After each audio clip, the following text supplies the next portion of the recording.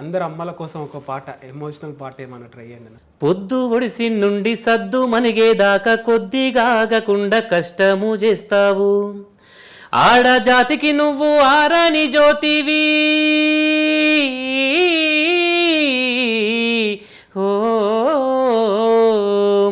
ఆడజాతికి నువ్వు ఆరని జ్యోతివి, అమ్మానే కమ్మని పిలుపున్న మాతవి. వందనమే అమ్మా తల్లి, దండము నీకమ్మా.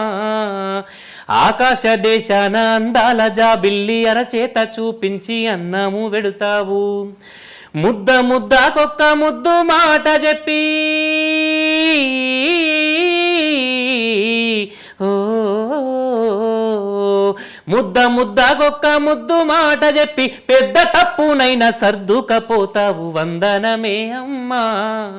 నా నోట నీ పాట, నీ మాటే నా బాట, వస్తుంది మన వెంట విరిసేటి పూదోట. తెల్ల జాబీలమ్మ మల్లె వెన్నెలైనా, ఓ తెల్ల జాబీలమ్మ మల్లె వెన్నెలైన తల్లి ప్రేమ ముందు తలదించుకోలేదా. వందనమే అమ్మ. మా అమ్మ కోసం రాసుకున్న పాట నేను ఇది. నేను అంటే ఎదుగుతున్న టైంలో మమ్మల్ని చాలామంది అవమానించేటోళ్ళు. ఓటర్ల తిరుగుడు, మోటార్ల వనుడు, ఏంది పాటలు ఏంది అంత వాళ్ళే, అంటే చిన్న బిచ్చగల లేక పాటలు పాడు ఏంది ఇది అని నన్ను అవమానించేటోళ్ళు. మా సొంత వాళ్ళు, మా చుట్టాలు, మా బంధువులు అందరూ అవమానించేటోళ్ళు. మా ఊరు ఇట్లా కొంతమంది ఎంకరేజ్ చేసేటోళ్ళు. సో అట్లా అన్నప్పుడు నేను ఒకటే, మా అమ్మ ఏడ్చినప్పుడు ఒకటే చెప్తుంటే, మా తాత నన్ను నమ్ముతుండే, మా అమ్మ వాళ్ళ తండ్రి. నా మనమోడు ఎప్పటిగా వాడికి అంటే నాకు స్వేచ్ఛ ఇస్తుండే. ఇట్లా ఇప్పుడు అందరూ ఏమనుకుంటారు, సినిమాలకు వెళ్తుండే అంటే వాడు చెడిపోతాడు అనుకోండి. నేను సినిమాలో మంచిని గ్రహించుతుంది, నాకు పిచ్చి సినిమా కాబట్టి దాన్ని నేను నా సోపానంగా మొదలుచుకున్నాను. అట్లా అంటున్న సమయంలో మా అమ్మ ఏడుస్తుండే. అమ్మ, నేను నీ పేరుని ఎప్పటికీ నేను కాపాడుతా, నువ్వు పొద్దుగా లేచి నుంచి పొద్దు ఊకేదాకా ఎవరు చేయనంత. అంటే మా అమ్మ డబుల్ కష్టపడుతుండే. అందరూ కూలి పని చేస్తారు, ఎవరైనా కష్టపడతారు సహజంగా, కానీ మా అమ్మ చాలా త్యాగం నా జీవితం దాన్ని బాగా. సో అట్లా అది ఏడుస్తున్న టైంలో నేను ఆ పాట నేను ఒక రైటర్ని కాబట్టి నేను ఎట్లా చెప్పగలుగుతా, ఒక పాట రాసి చెప్పగలుగుతా. ఆ పాట రాసి ఒక వేదిక మీద పాడితే మా అమ్మ ఏడిచింది ఇక్కడ. అంటే ఒక హామీ ఇచ్చిన మా అమ్మకి అప్పుడే నేను నా నోట నీ పాట, నీ మాటే నా బాట, వస్తుంది మన, అంటే నేను సక్సెస్ అయిన తర్వాత మనం వెంట పూలతో వస్తుంది అమ్మా, నువ్వు బాధపడకు అని నేను ఇంటర్మీడియట్లో ఉన్నప్పుడు రాసుకున్న పాట అది. అప్పుడు నేను మా అమ్మకు ఒక ధైర్యం పాట ద్వారా ఇచ్చిన. అది నిజం. అంటే ఎంతోమంది హామీలు ఇస్తారు, వాగ్దానాలు ఇస్తారు, గట్టిగా అనుకుంటారు, కానీ దానికి ఆశీస్సులు, అంటే పబ్లిక్ ఆశీస్సులు కానీ ప్రకృతి దీవెన కానీ దొరకదు. నాకు దొరికింది అది, అదృష్టవంతుడు నేను. అట్లా అనుకున్నట్టుగా నేను ఎదిగిన 10 మందికి అవకాశం ఇస్తున్నా. అందుకని నాకు కష్టం విలువ తెలుసు కాబట్టి నేను కష్టాల్లో ఉన్న వాళ్ళకి ఇప్పటికి నేను ఏదో ఒక రకంగా మాట సహాయమా, ఇంకో సహాయమా నా దగ్గర ఉంటో రూపాయి ఇట్లాంటివి నేను కంపల్సరీ చేస్తాను. మళ్ళీ ఇంక రెండో వ్యక్తి కూడా చెప్పాను మా ఇంట్లో కూడా. అందుకే నాకు ఎప్పటికీ నాకు నడద్దామంటే కాళ్ళకు చెప్పులు లేని, లైట్లు పడ్డ లాగులు, చిల్లులు పడ్డ స్లిప్పర్ల నుంచి వెళ్ళి ఇప్పుడు నేను ఈ స్థాయికి వచ్చినా నేను మళ్ళీ కింద నడవడానికి ఇష్టపడతా. సో అట్లా కష్టం అంటే నాకు ఇష్టం. కష్టపడే వాళ్ళని ఖచ్చితంగా నా వంతుగా, నేను అందరినీ చేంజ్ చేయలేకపోవచ్చు, కొంతమందినైనా పట్టుకొని తీసుకురావాలి. అందరూ ఏమనుకుంటారు అంటే ఎదిగినాక తీసుకొస్తారు, నేను నాతో పాటు నడిపించుకొని తీసుకొస్తా. అది వాళ్ళ ప్రతిభ, వాళ్ళ అదృష్టం మీద ఆధారపడి ఉంటుంది, కానీ తీసుకొస్తారు నేను తప్పకుండా. ఓకే, మీ పాటలు ఫ్యామిలీ ఆడియన్స్కి చాలా దగ్గర ఉంటాయి. మీ ప్రతి పాట ఫ్యామిలీ ఆడియన్స్, అంటే ఒక ఫ్యామిలీతో వెళ్ళేలా చూడవచ్చు మీ పాటలన్నీ. సో మేబీ మూవీస్ కూడా అలానే తీస్తారేమో ఫ్యూచర్లో, ఫ్యామిలీ ఆడియన్స్ మూవీ కూడా అదే కంటెంట్. మొత్తం విలేజ్ నేటివిటీ, విలేజ్లో జరిగే సిచ్యువేషన్స్నే సినిమాలు తీస్తారేమో మరి. కంప్లీట్ విలేజ్ బ్యాక్డ్రాప్లోనే సినిమా. అంటే ఒక గ్రామీణ వాతావరణంలో జీవన విధానంతో పాటు ఒక కల్చర్ రన్ అవుతుంది సినిమా అంతా. ప్రీ క్లైమాక్స్ నుంచి ఒక నమ్మకం, అంటే ఒక మనిషిని నమ్మితే ఆ నమ్మకం ఆ ఊరికి ఏం చేసింది అనేది ఒక నమ్మకం. స్టార్టింగ్లో ఏమవుతుంది, హేళనకు గురవుతుంది ఫస్ట్. ఇప్పుడు నేను ఉదాహరణకు ఒకటి ఇష్టం, వాళ్ళని నమ్ముతా, నేను మిమ్మల్ని నమ్మిన అనుకోండి, గాన్ని నమ్ముతారా అంత ఏమవుతుందా అని హేళన చేస్తారు అని. నేను నమ్మడం వల్ల నీ లోపల ఒక బలమైన శక్తి ఉత్పన్నం అవుతుంది మీ లోపల. అయ్యి మీరు సహాయం చేయలేని స్థితి నుంచి వెళ్ళి నాకు ఏదో ఒకటి చేయడానికి మీరు అప్పుడు అంటే గొప్పగా తయారవుతారు మీరే. అంటే నన్ను ఇంత నమ్ముతున్నప్పుడు వాని కోసం నేను ఏదైనా ఒకటి చేయాలని. అట్లా ఆ నమ్మకము వీనికి ఒక్కరికే కాకుండా ఊరు మొత్తానికి ఏ రకంగా ఉపయోగపడ్డది, శాశ్వతమైన పరిష్కారం అంటే ఒక బెనిఫిట్ ఎట్లా చేసింది అనేది సినిమా ఉంటుంది. బాగుంటుంది సినిమా, క్యారెక్టరైజేషన్ అంతా కూడా బాగుంటుంది అంతా. అన్న ఇంకోటి క్వశ్చన్ ఏంటంటే, ఫోక్ ఇండస్ట్రీలో చాలా ఇయర్స్ నుంచి మీరున్నారు. మలిక్ గారికి తగిన గుర్తింపు వచ్చిందా ఇప్పటివరకు చూసుకున్నట్టయితే? ఫోక్ ఇండస్ట్రీ అంటే కొందరు నలుగురు పేర్లే చెప్పుకుంటూ ఉంటారు.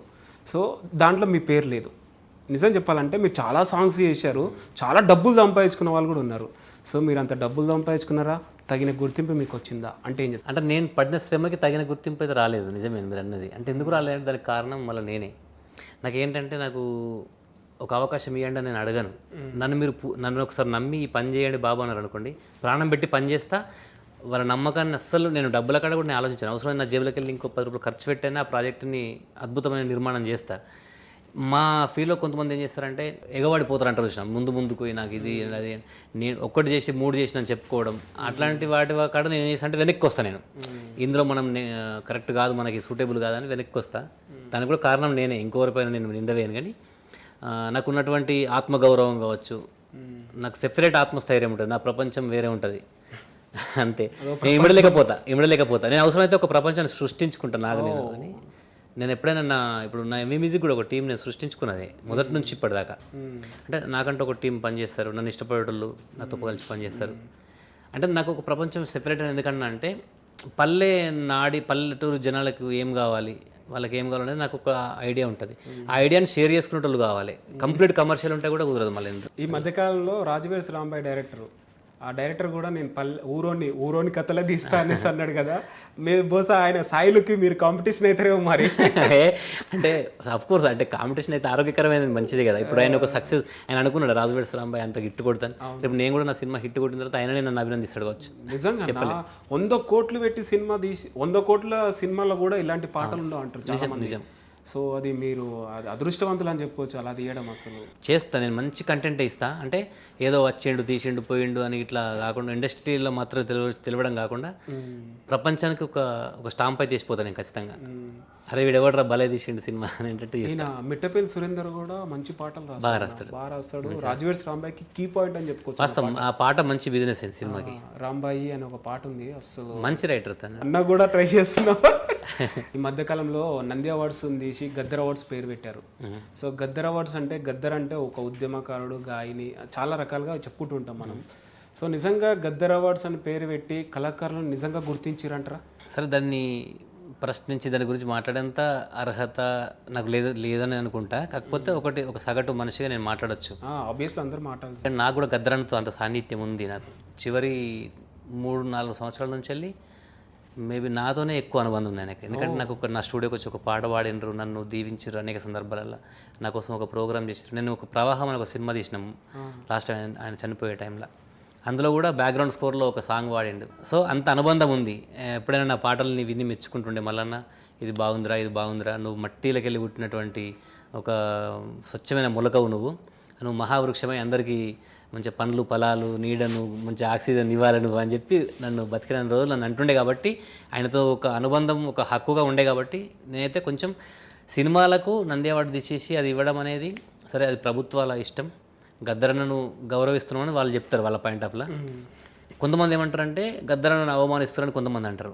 అంటే సినిమా హీరోలకు గద్దరన్నకి ఏం సంబంధం, గద్దరన్న వేరు కదా, అంత విప్లవ బట్ట కదా అని అంటారు. సరే, ఆ రెండింటిని పక్కకు పెడితే సినిమాలకు ఇచ్చుకున్నప్పటికీ కూడా ఈ జానపద రంగంలో కూడా చాలామంది విప్లవ గాయకులు ఉంటారు, జానపద గాయకులు చాలామంది, ఇలా రచయితలు, ఈ ఫీల్డ్ ఉంటుంది. ఇక్కడ కూడా ప్రభుత్వం సేమ్ సినిమాకు పెట్టినట్టే ఈ ఫోక్ ఇండస్ట్రీలో గద్దర్ అవార్డ్స్ అని ఇంకొకటి పెడితే బాగుంటుందని నా సూచన, నా అభిప్రాయం. ఎందుకంటే ఇది కూడా పెద్ద ఇప్పుడు సినిమా ఇండస్ట్రీకి దిగిట నిలబడదు. ఇప్పుడు యూట్యూబ్ ఆధారంగా చాలా మందికి అవకాశాలు వస్తున్నాయి ఇప్పుడు, సింగర్లకు కానీ యాక్టర్లకు కానీ. సో దీన్ని కూడా చిన్న చూపు చూడొద్దు కదా ప్రభుత్వం.